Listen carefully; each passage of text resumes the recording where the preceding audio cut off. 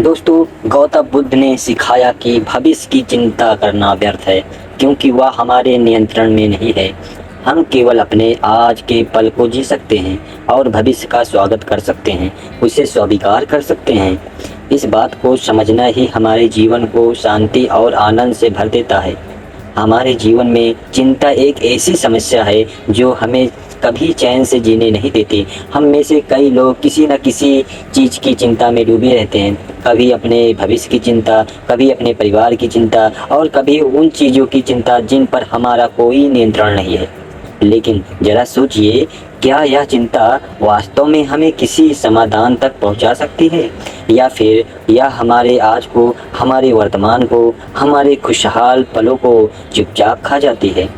चिंता उस भविष्य के बारे में होती है जो अभी तक आया ही नहीं है। हम बार बार उसी विषय पर सोचते हैं जिसे हम अभी बदल नहीं सकते, लेकिन हमारी यह आदत हमारे जीवन का सारा सुख चैन खत्म कर देती है। 1 घंटे की चिंता हमारे पूरे दिन की मेहनत से भी ज़्यादा थका देने वाली होती है। जीवन में आने वाली हर समस्या का हल निकालने के लिए विचार करना जरूरी है, लेकिन जब यही विचार चिंता बनकर हमारे दिमाग को जकड़ लेती है तो यह एक मानसिक बीमारी का रूप ले लेती है। दोस्तों, हमारे जीवन में अक्सर ऐसा होता है कि हम आने वाले कल की चिंता में खो जाते हैं। हम सोचते हैं कि कैसे हमारी आने वाली पीढ़ियां सुरक्षित रहेंगी, कैसे हमारे परिवार का भविष्य बेहतर होगा। यह स्वाभाविक है, लेकिन क्या आपने कभी सोचा है कि इस चिंता से हमें क्या मिलता है? तो चलिए इसे एक प्रेरणादायक कहानी के माध्यम से समझते हैं। इस कहानी को अंत तक देखिए, क्योंकि यह कहानी आपकी ज़िंदगी बदल सकती है। बहुत समय पहले की बात है। एक राज्य में एक बहुत ही धनवान सेठ रहा करता था। उसके पास बहुत धन दौलत थी। एक दिन उसने हिसाब लगाया तो पाया कि उसके पास जितनी भी दौलत है, या तो केवल उसके बच्चे तक के ही लिए पर्याप्त होगी। वह सोच अब में पड़ गया कि उसके बच्चों के बच्चे और फिर उसके बाद आने वाली पीढ़ियों के लिए धन की व्यवस्था कैसे होगी। धन के अभाव में तो उनका जीवन बहुत ही मुश्किल हो जाएगा। इसी बात के बारे में सोच सोच कर वह बहुत चिंतित रहने लगा। लेकिन उन्हीं दिनों तथागत गौतम बुद्ध मगध राज्य में पधारे। तभी उसे किसी ने बताया कि गौतम बुद्ध की शरण में तुम जाओ तो वह तुम्हारी चिंताओं का समाधान अवश्य कर देंगे। वह इंसान गौतम बुद्ध के पास जाता है और कहता है, बुद्ध, मैं जानता हूँ कि मेरे पास इतना धन हो कि मेरे बच्चे के बाद बच्चे, फिर उसके बच्चे के बच्चे, तो इसी तरह अगली पीढ़ियाँ तक भी चलती रहे और उपयोग करती रहे, मेरा धन समाप्त ही ना हो कभी। गौतम बुद्ध मुस्कुराए और बोले, बिल्कुल ऐसा ही होगा, लेकिन उससे पहले तुम इस नगर के बाहर वाली झोपड़ी में रहने वाले परिवार को एक दिन के खाने की सामग्री देकर आओ। यह सुनकर वह बहुत खुश हो गया और तुरंत ही एक दिन के खाने की सामग्री से भरा थैला लेकर नगर की बाहर वाली कुटिया में पहुंच गया। वह जैसे ही कुटिया में के अंदर गया तो उसने देखा कि कुटिया के अंदर एक बूढ़ी सास और उसकी जवान बहू है। बूढ़ी औरत बैठकर ध्यान कर रही थी और उसकी बहू रसोई में खाना बना रही थी। सेठ ने बहू की तरफ देखकर खाने की सामग्री का थैला आगे बढ़ाते हुए कहा, मैं इस नगर का एक अमीर सेठ हूँ और तुम्हारे परिवार के लिए एक दिन के खाने की सामग्री को लेकर आया हूँ, इसे रख लो। यह सुनकर बहू ने मना करते हुए कहा, लेकिन हमारे पास आज के खाने की व्यवस्था है। सेठ ने कहा, इससे कल के खाने की व्यवस्था हो जाएगी। उस औरत ने कहा, माफ़ करें, लेकिन हम अगले दिन के लिए भी यह इकट्ठा करके नहीं रखते।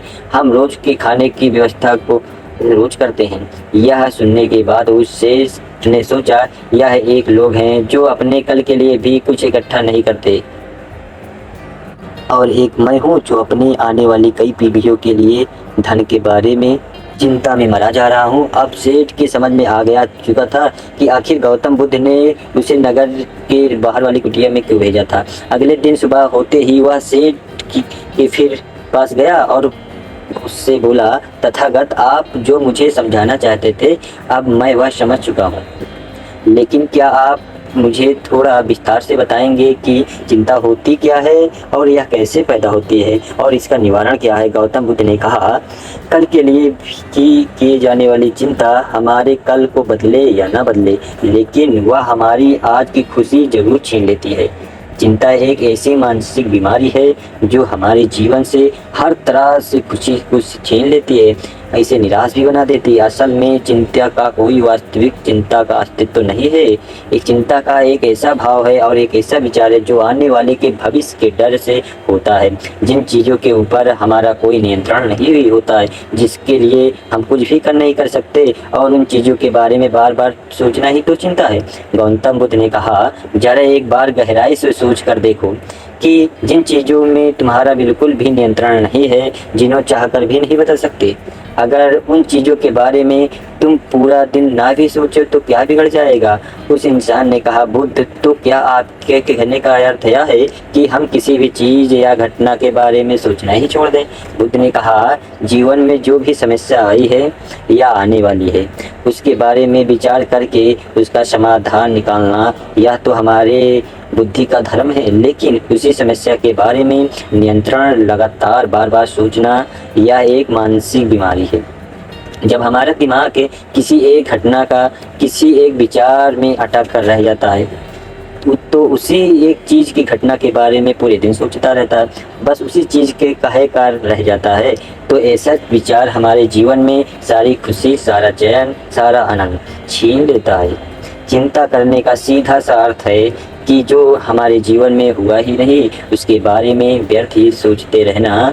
बुद्ध ने कहा, सेठ को इशारा कहा कि आखिर सोच सोच कर तुम क्या बदलोगे, लेकिन हाँ, अगर तुम उसके लिए कुछ कर रहे हो तो ज़रूर कुछ बदलाव ला सकते हो, लेकिन अगर उस चीज़ या घटना के बारे में तुम बार बार सोचना छोड़ दोगे तो कुछ भी नहीं बिगड़ने वाला।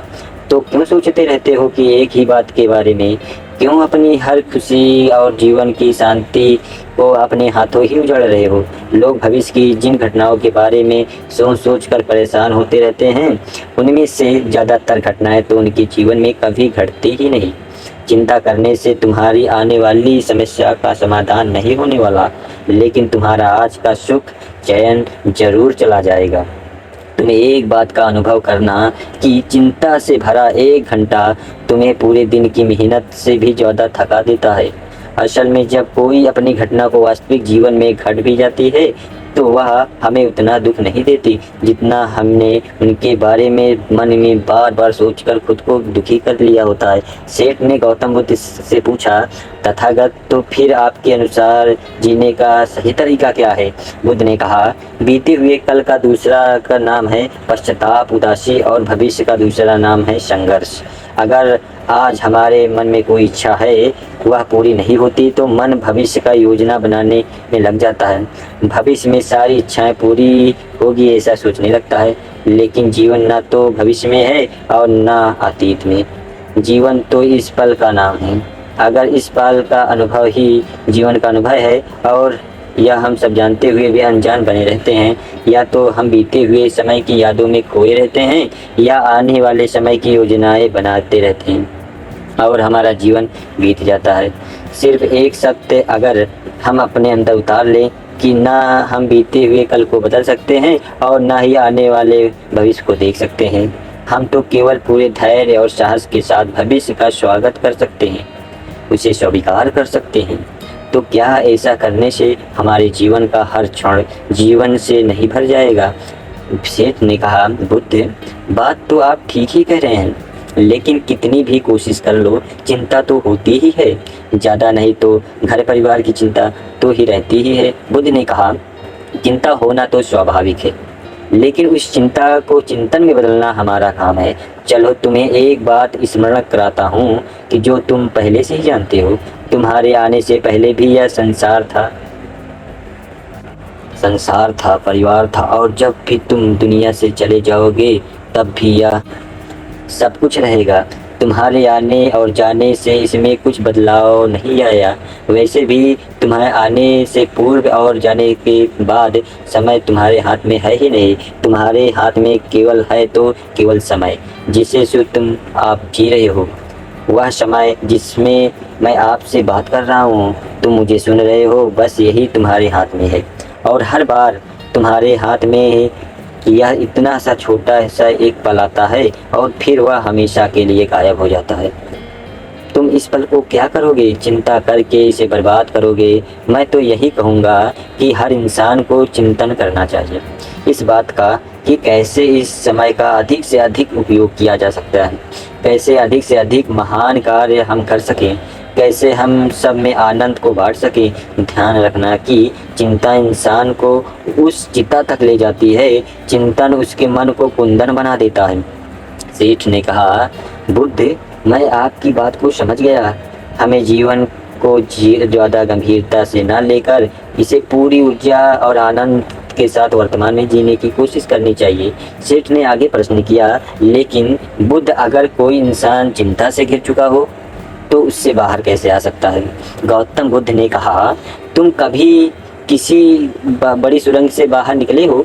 भयंकर अंधकार होता है, सुरंग के अंदर हमेशा यह डर लगा रहता है कि मैं इसके अंदर फंस जाऊंगा तो क्या होगा, मैं इसके बाहर कैसे निकलूंगा। और इसे ध्यान से देखें तो कि सुरंग कितनी भी बड़ी क्यों ना हो, और सुरंग के दूसरों किनारों के पास हमेशा प्रकाश होता है, और उस प्रकाश तक वही पहुंच पाता है जो पूरी सुरंग को पार करके सुरंग के दूसरे दौर तक पहुंचता है। और ठीक उसी प्रकार हमारे जीवन में कई बार हम खुद को निराशा और चिंता की काली सुरंग में फंसा पाते हैं।